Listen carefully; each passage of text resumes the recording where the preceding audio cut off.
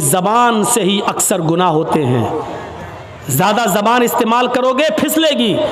इसलिए हज़रत अबू बकर सिद्दीक कभी कभी कान में मिसवाक लगाते थे। यह मिसवाक, इस मिसवाक को एक बार अपने दाहिने हाथ में पकड़े और ज़बान खींच रहे थे ऐसे, और मिसवाक ज़बान पे मार रहे थे ऐसे।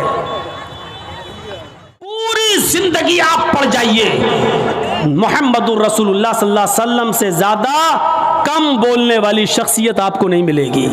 ज़रूरत के वक्त बोलना और उतना बोलना जितनी ज़रूरत है, उससे ज़्यादा नहीं। ये हमारे और आपके यहाँ का माहौल है, कोई ज़्यादा बोल रहा है, कोई कम बोल रहा है। अल्लाह के रसूल उतना ही बोला करते थे जितनी ज़रूरत है। कभी कभी तो ऐसा होता था कि पूरा जवाब भी नहीं देते थे। कम बोलने का हाल ये था कि एक मर्तबा कुछ यहूदी अल्लाह के नबी के पास आए। मुस्लिम शरीफ किताबुस सलाम पढ़िए चैप्टर। नबी अकरम के घर पे आए, दरवाजे को दस्तक दी, अल्लाह के रसूल ने दरवाज़ा खोला, यहूदियों ने सलाम किया। तर हकीकत वो सलाम नहीं था, बल्कि उस सलाम के अंदर छिपी हुई बद्दुआ थी। उन यहूदियों ने आते ही कहा अस्सलामु अलैकुम या रसूल अल्लाह, अस्सलामु अलैकुम। क्या कहा? अस्सलामु अलैकुम, लेकिन कहा ऐसे अस्सलामु अलैकुम या रसूल अल्लाह। आए अल्लाह के रसूल, आप पर मौत हो। अस्सलामु अलैकुम नहीं कहा उन्होंने, सलामती हो, बल्कि क्या कहा? अस्सलामु अलैकुम, मौत हो आप पर, बर्बाद हो जाएं आप। तो अल्लाह के रसूल सल्लल्लाहु अलैहि वसल्लम समझ गए, आपने सुन लिया। इन यहूदियों ने अस्सलामु अलैकुम नहीं कहा, बल्कि इन यहूदियों ने क्या कहा? अस्सलामु अलैकुम। तो अल्लाह के रसूल ने इतना कम जवाब दिया, मुख्तसर, चूँकि आप कम बोलते थे, आपने उसका बहुत ही शॉर्ट में जवाब दिया, वालेकुम। यहूदी झिलमिला गए। यहूदियों ने कहा अस्सलामु अलैकुम, मौत हो आप पर। आपने उसके जवाब में सिर्फ इतना कहा, वालेकुम, तुम पर हो। यानी जो तुम मुझ पर भेज रहे हो वो तुम पर हो। हजरत आयशा ने जब सुना तो उन्होंने अंदर से पर्दे की ओर से चीखते हुए कहा, वालेकुमुस्सलाम या यहूद व लानतुल्लाह। आए यहूदियों, मेरे शौहर पर तुम मौत भेजते हो, तुम पर मौत हो और अल्लाह की लानत हो। तो अल्लाह के रसूल ने हजरत आयशा को डांटा था और कहा था, आयशा ये तुमने गलत किया, आयशा तुम्हें ऐसा नहीं करना था। हजरत आयशा ने कहा, अल्लाह के रसूल आपने सुना नहीं, आप पर मौत भेज रहे हैं वो। अल्लाह के नबी ने कहा, आयशा क्या तुमने सुना नहीं मैंने उनको क्या जवाब दिया? उन्होंने कहा अस्सलामु अलैकुम, मैंने कह दिया वालेकुम। जो उन्होंने मुझ पर भेजा मैं उनको भेज चुका हूं, मैं उनको बोल चुका हूं। तुमने अपनी तरफ से ज्यादती की है, गलत किया, जाओ माफी मांगो तुम। मेरे प्यारे साथियों, तसव्वुर करें आप, अल्लाह के नबी कितना कम बोलते थे। कम बोलने को अपनी आदत बनाइए, ज़रूरत के तहत बोलिए, क्योंकि ज़बान से ही अक्सर गुनाह होते हैं। ज़्यादा ज़बान इस्तेमाल करोगे फिसलेगी। इसलिए हज़रत अबू बकर सिद्दीक कभी कभी कान में मिसवाक लगाते थे। यह मिसवाक, नमाज का टाइम हुआ, मिसवाक किया, फिर कान में लगा लिया। इस मिसवाक को एक बार अपने दाहिने हाथ में पकड़े और ज़बान खींच रहे थे ऐसे, और मिसवाक ज़बान पे मार रहे थे ऐसे। हज़रत उमर ने कहा, ये क्या कर रहे हो? कहा, इस ज़बान को सज़ा दे रहा हूं। कहा, किस बात की? यही ज़्यादा बोलती है, इसको औकात में रख रहा हूं, इसको बता रहा हूं, देख अगर ज़्यादा बोलने का काम तूने किया तो तेरी पिटाई लगेगी इस मिसवाक से। ऐसा मैं इसलिए कर रहा हूं ताकि ज़बान हमारी कंट्रोल में रहे, क्योंकि अक्सर लोग जहन्नम में ज़बान की वजह से जाते हैं। यही वजह थी कि अल्लाह के नबी सल्लल्लाहु अलैहि वसल्लम ने जन्नत में जाने वाले लोगों की जब एक लिस्ट तैयार की तो उन नौजवानों को नहीं भूला। फरमाया, आए नौजवानों, तुम मुझे दो चीजों की जमानत दो, तुम मुझे दो चीजों की जमानत दो, मैं तुम्हें जन्नत की जमानत देता हूं। मय्यज़मली, कौन है जो मुझे दो चीजों की जमानत देता है? तुम मुझे दो चीजों की गारंटी दो, मैं तुम्हें जन्नत की गारंटी देता हूं। सहाबा ने पूछा, अल्लाह के नबी वो दो चीजें क्या हैं? आपने फरमाया, अल फमु वल फर्ज, एक मुंह एक जबान और दूसरी शर्मगाह यानी जिनाकारी। तुम मुझे इन दो चीजों की जमानत दे दो कि मैं जबान से जो भी बोलूंगा सच बोलूंगा, कभी झूठ नहीं बोलूंगा, कभी किसी की गीबत नहीं करूंगा, कभी किसी की बुराई नहीं करूंगा, कभी किसी की चुगली नहीं करूंगा, कभी किसी को तकलीफ नहीं पहुंचाऊंगा। और दूसरी इस बात की गारंटी दे दो कि मैं किसी की मां बहन बेटी पर गलत नजर नहीं डालूंगा और उसको कभी गलत नजर से नहीं देखूंगा, जिना नहीं करूंगा। तुम अपनी इन दो चीजों की जमानत दे दो। जो मुझे इन दो चीजों की जमानत देगा मैं उसको जन्नत की जमानत देता हूं, यानी वो मेरे साथ जन्नत के अंदर जाएगा।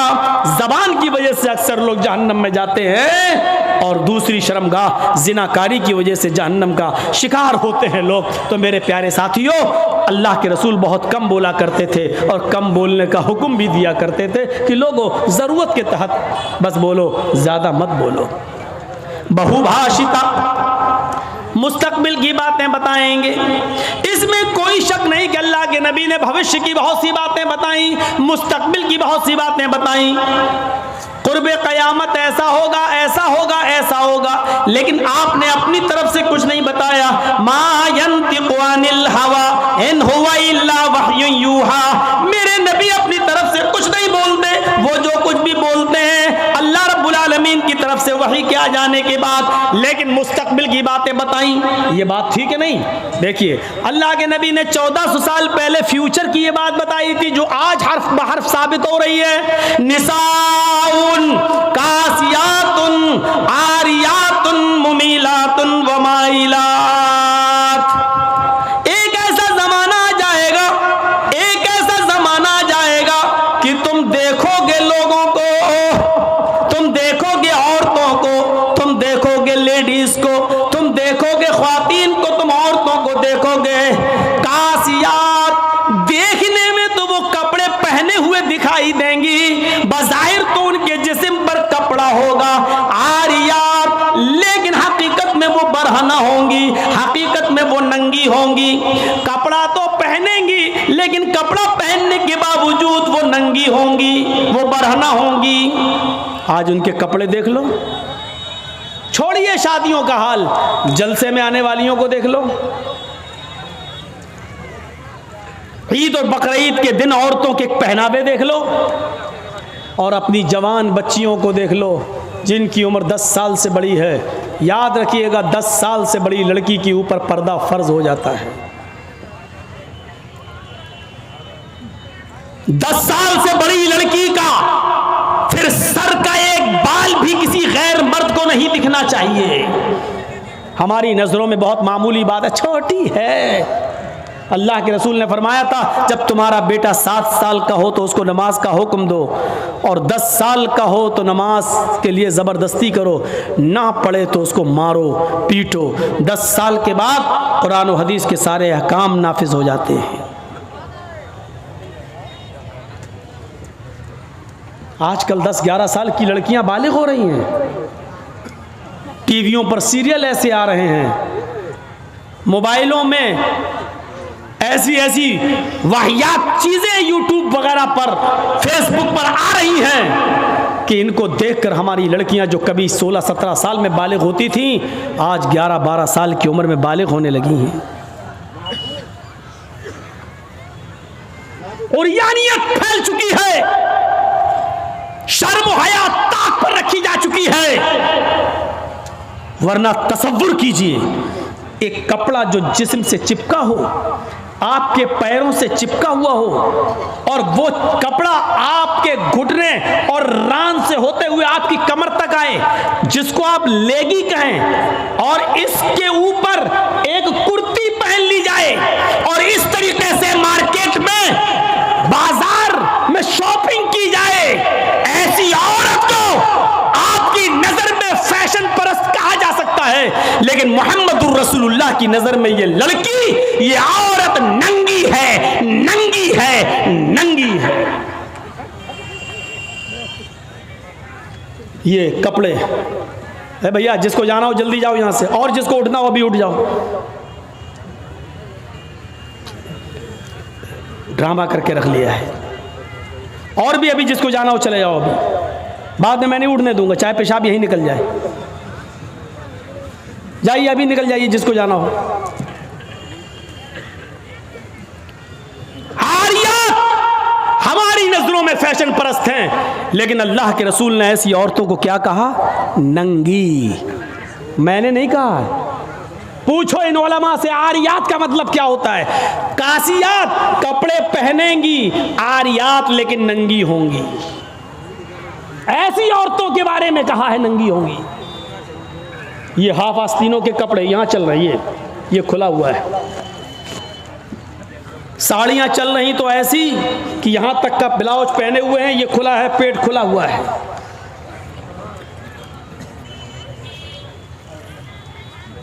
और जो चंद बुरके अब चल भी रहे हैं बिहार बंगाल में, पहले तो चलते नहीं थे, तो अब बुरकों में भी डिज़ाइन चलने लगी है।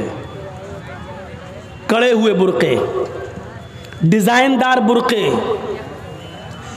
अब एक बात बताइए, बुरके को आप एक तो डिज़ाइनदार बना रहे हैं, और दूसरा जब औरत या लड़की जब बुरका ओढ़ती है तो सीने पर फूल बना दिए आप। ये बताइए यहां फूल बनाने की क्या ज़रूरत थी? जब वो पहनती है तो फूल सीने पर, और वो लड़की ने ये बुर्का खरीदा क्यों? इसका मतलब क्या है कि वो भी इसलिए खरीद रही है ताकि मेरे फूलों पर नजर। ये सुनना पड़ेगा तुम्हें नहीं, तुम्हारे बाप को भी सुनना पड़ेगा। जब तक मैं इस कुर्सी पर हूं, ये अथॉरिटी, ये पावर मुझे इस्लाम ने दिया है, सुनना पड़ेगा। क्यों खरीदा है उसने ये बुर्का? यूपी साइड में आ जाओ, लखनऊ के बुरके देख लो, बम्बई के देख लो, हैदराबादी बुरके देख लो। कसम खुदा की अब बुरके बुरके नहीं रह गए। अब 60 साल की बुढ़ी भी ओढ़ ले तो ऐसा लगता है जैसे वो 18 साल की लड़की जा रही है। ये बुरके एक बार सच्चा वाकया है। 60, 65, 70 साल की बुढ़िया ऐसा ही बुरका ओढ़ के चेहरा छुपा के जा रही थी धीरे धीरे। भाई बुढ़ी थी वो, धीरे धीरे चल रही थी, तो एक लड़का उसका पीछा करने लगा।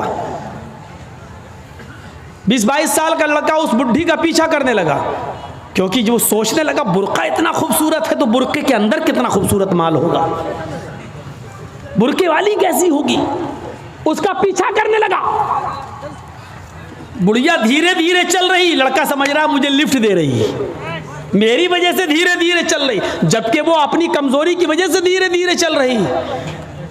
बुढ़िया समझ गई कि लड़का मेरा पीछा कर रहा है, तो थोड़ी दूर चलने के बाद उसने अपना नकाब खोला और अपनी तुतलाती जबान में बोली, बेटा। लड़के का तो मूड खराब हो गया, कमबख्त मेरा तो मामला ही गड़बड़ हो गया। बेटा तू मेरा पीछा क्यों कर रहा है, मैं तो तेरी अम्मा की उम्र की हूँ। लड़के को भी गुस्सा आ गया, कहती बात मैं अपने लिए नहीं अपने अब्बा के लिए ढूंढ रहा हूँ।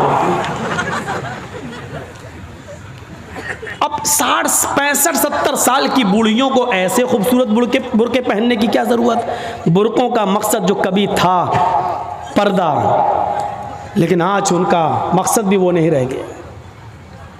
अल्लाह के नबी के ज़माने में एक सहाबी अल्लाह के नबी के पास आती हैं, मुस्नद अहमद की सही रिवायत, जिनकी चादर कपड़े से नीचे, टखने से नीचे, चप्पल से नीचे ज़मीन की मिट्टी उड़ाती हुई आती और कहती, अल्लाह के रसूल मैं इस चादर को ओढ़कर नमाज पढ़ने जाती हूँ। आपने कहा चादर इतनी नीची होनी चाहिए। उसने कहा अल्लाह के नबी कभी कभी ज़मीन पर पेशाब व पायखाना पड़ा होता है, गंदगी पड़ी होती है, तो क्या मैं थोड़ी सी ऊपर करके पायखाना गंदगी को क्रॉस करके आगे निकल जाऊं? आपने कहा नहीं, दाएं से निकल जा, बाएं से निकल जा। कहने लगी दाएं भी मर्द बैठे होते हैं, बाएं भी मर्द बैठे होते हैं, मुझे उसी गंदगी के ऊपर से निकलना है। अल्लाह के रसूल इजाजत दे दीजिए, मैं थोड़ा सा ऊपर कर लूं और निकल जाऊं, उसके बाद नीचे कर लूंगा। जब गंदगी को क्रॉस कर लूंगी तो चादर में नीचे कर लूंगी। अल्लाह के नबी कहते हैं अगर मर्द दाएं बैठे हैं, बाएं बैठे हैं, तो तू उसी गंदगी के ऊपर से निकल जा। कहने लगी अल्लाह के रसूल वो गंदगी मेरी चादर में लग जाएगी, आप मुझे ऊपर उठाने की इजाजत नहीं दे रहे हैं। टखने से ऊपर, चप्पल से ऊपर चादर उठाने की इजाजत क्यों नहीं दे देते? आपने कहा नहीं, चादर उठाने की इजाजत, चप्पल से भी ऊपर चादर उठाने की इजाजत नहीं दूंगा। कहा अल्लाह के रसूल फिर उस चादर में पेशाब और पायखाना लग जाएगा। आपने कहा लग जाने दे। कहने लगी है अल्लाह के रसूल, उसी चादर को तोड़ कर मैं नमाज पढ़ती हूँ मस्जिद में। जब ऊपर औरतों का अलग इंतजाम होता है या पर्दे में औरतों का इंतजाम होता है तो मैं इसी चादर को ओढ़े ओढ़े नमाज पढ़ती हूँ। आपने कहा उसी चादर को ओढ़ कर नमाज पढ़ ले। कहने लगी उसमें पेशाब और पायखाना लग जाएगा, क्या उसी और चादर को ओढ़ कर नमाज पढ़ लूं? आपने फरमाया हाँ, आए औरत, जब पेशाब और पायखाना तेरी चादर में लगेगा, जब तू आगे बढ़ेगी तो तेरी चादर जमीन पर पड़ी हुई मिट्टी से रगड़ खाएगी, क्योंकि तेरी चादर नीचे है। जब पेशाब और पायखाना उसमें भर जाएगा, जब तू आगे बढ़ेगी तो जमीन पर पड़ी हुई मिट्टी पर तेरी चादर रगड़ खाएगी, और जमीन पर पड़ी हुई मिट्टी से रगड़ने की वजह से जमीन की पाक मिट्टी तेरी चादर को पाक कर देगी। लेकिन तुझे चादर उठाने की इजाजत नहीं, उसी चादर में तू नमाज पढ़ ले। गंदगी लगती है तो लग जाने दे, आगे बढ़ेगी तो जमीन पर पड़ी हुई पाक मिट्टी तेरी चादर को पाक कर देगी। मेरे भाइयों, पेशाब और पायखाना देखकर भी अल्लाह के रसूल ने औरत को चादर उठाने की इजाजत नहीं दी। मेरी बहनों, तुम्हारे दिल कैसे गवारा कर लेते हैं? जलसों में भी चूड़ियां खरीदने के लिए, बैलून्स खरीदने के लिए, जलेबियां खरीदने के लिए तुम किस तरीके से लेडीज पंडाल से निकलकर तुम बाजारों में घूम लेती हो? शर्म आनी चाहिए। तुम्हारे कलेजे और तुम्हारे दिल कैसे गवारा कर लेते हैं कि लड़के और लड़कियां एक जगह शॉपिंग करें, दुकानदारी करें, खरीदारी करें? ये तुम्हारे कलेजे, तुम्हारे ज़मीर कैसे गवारा कर लेते हैं? जबकि अल्लाह के नबी फरमाते हैं ला यखलुअन्न रजुलुम बिमरातिन इल्ला कान सालिसुहुम शैतान। कोई मर्द किसी औरत से तन्हाई में न मिले, कोई मर्द किसी औरत से अकेले में न मिले कि उसमें तीसरा शैतान होता है, उसमें तीसरा बहकाने वाला शैतान होता है। मेरे भाइयों, इस्लाम का कानून यही है, इस्लाम का निजाम यही है। एक औरत, उसका शौहर मर चुका है, औरत के पास बहुत ज्यादा पैसा है, वो हज करना जाना चाहती है, शौहर इंतकाल कर गया, अब औरत अकेले हज करने नहीं जा सकती है, जबकि मुस्तती है, साहिब इस्तिताअत है, हज करने जाना चाहती है, अच्छा काम करने जाना चाहती है। इस्लाम कहता है कि तेरा शौहर नहीं है तो भाई के साथ जा, भाई नहीं है तो बाप के साथ जा, बाप नहीं है तो बेटे के साथ जा, लेकिन किसी महरम का होना जरूरी है, उसके साथ जा। चीख कर औरत कहती है कोई नहीं है, मेरे पास दौलत है। अल्लाह के नबी कहते हैं फिर दौलत संभाल कर अपने पास रख। अगर तेरा भाई नहीं है, बेटा नहीं है, शौहर नहीं है, बाप नहीं है, कोई महरम नहीं है तो तू अकेले हज करने नहीं जा सकती है। नहीं, अय अल्लाह के नबी, मेरा पड़ोस में बड़ा अच्छा नेक हाजी नमाजी नेक आदमी रहता है, मैं इसको भाई बना लेती हूँ, चली जाऊं। फरमाया नहीं नहीं, मुंह भोले भाई को भाई बनाकर उसके साथ तुम हज करने नहीं जा सकती हो, इसलिए कि अपने मुंह से किसी को भाई बोलने से वो तुम्हारा सगा भाई नहीं हो जाएगा, अपने मुंह से किसी को बेटा बोल देने से वो बेटा नहीं हो जाएगा। तुम किसी को बेटा बोल दो, भाई बोल दो, जो चाहो बोल दो, लेकिन इस्लाम ये कहता है कि उसके साथ भी औरत को इजाजत नहीं है कि वो हज करने जाए। अगर कोई नहीं है तो मत जाओ, लेकिन इस्लाम इस बात की इजाजत नहीं देता है कि तुम अकेले जाओ या किसी को बहन, किसी को भाई या बेटा बना कर जाओ, इस बात की इजाजत नहीं देता। इस्लाम एक इबादत में, हज जैसी इबादत में भी औरत को किसी गैर मर्द को मुंह बोले भाई और मुंह बोले बेटे के साथ भी जाने की इजाजत नहीं देता। तो मेरे भाइयों, जब खाने काबा में जाने की इजाजत नहीं देता है, सफा मरवा की सई की इजाजत नहीं देता है, इतनी खूबसूरत इबादत की इजाजत नहीं देता है, तो बाजारों में अकेले घूमकर शॉपिंग करने की इजाजत कैसे देगा? फिर बाजार के अंदर औरत को अकेले जाने की इजाजत कैसे देगा? इतनी खूबसूरत इबादत करने की इजाजत नहीं देता है, इतनी खूबसूरत इबादत करने की इजाजत नहीं देता है,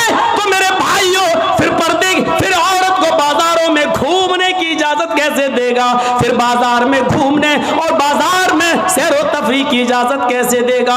हमारी माँ बहनों को इस बात को सोचना चाहिए, गौर करना चाहिए, संजीदगी से इसको लेना चाहिए। एक जमाना था, हजरत फातिमा कह रही हैं, आए अली मैं इतनी बीमार हूँ, इतनी बीमार हूँ, लगता नहीं कि इस बीमारी में मैं बच पाऊंगी। आए अली अगर मुझे कुछ हो जाए, अगर मेरा इंतकाल हो जाए, आए अली तो मुझे दिन के उजाले में दफनाने मत ले जाना, रात की तारीकी में ईशा की नमाज के बाद मुझे कब्रिस्तान में दफन करना। हजरत अली ने कहा, आए फातिमा ऐसा क्यों कह रही हो? अगर तुम्हारा इंतकाल सुबह फजर के बाद हो तो क्या ईशा तक हम तुम्हारे जनाजे को रखेंगे, मिट्टी को रखेंगे? तुम्हारे बाप का, तुम्हारे अब्बू का फरमान है कि मैयत को जल्दी कब्रिस्तान ले जाओ, फिर मैं लेट कैसे करूं? फरमाती हैं, आए अली, आए मेरे प्यारे शौहर, मुझे रात में ही ले जाना, मेरी बात को गिरा बांधो, मेरी बात को मजबूती से पकड़ लो, मेरी वसीयत को याद रखना, चाहे मेरा इंतकाल कभी भी हो, लेकिन मुझे ईशा के बाद दफनाना, मुझे दिन के उजाले में कब्रिस्तान न ले जाना। आए अली मैं नहीं चाहती हूँ कि मेरे मुर्दा जिस्म पर पड़े हुए कफन पर भी किसी गैर मर्द की नजर पड़े, मैं अपने कफन पर भी किसी गैर मर्द की नजर नहीं पड़ने देना चाहती हूँ। आए अली मुझे रात में ले जाना, दिन के उजाले में नहीं, मैं नहीं चाहती कि मेरे कफन पर भी किसी गैर मर्द की नजर पड़े। मेरे भाइयों, इंतकाल के बाद निकाह जायज नहीं है, इंतकाल के बाद शादी नहीं होती है, लेकिन इंतकाल के बाद भी अपने जिस्म को तो छोड़ो, अपने कफन को भी किसी गैर मर्द को देखने की इजाजत नहीं दे रही है। ये था हजरत फातिमा का पर्दा। इस पर्दे की रोशनी में मेरी बहनों अपने गरीबानों में झांक कर देखो, अपने गरीबानों के बटन खोलो और तलाश करो हम कहां खड़े हैं, हमारा पर्दा क्या है, हमारी इज्जत व आबरू क्या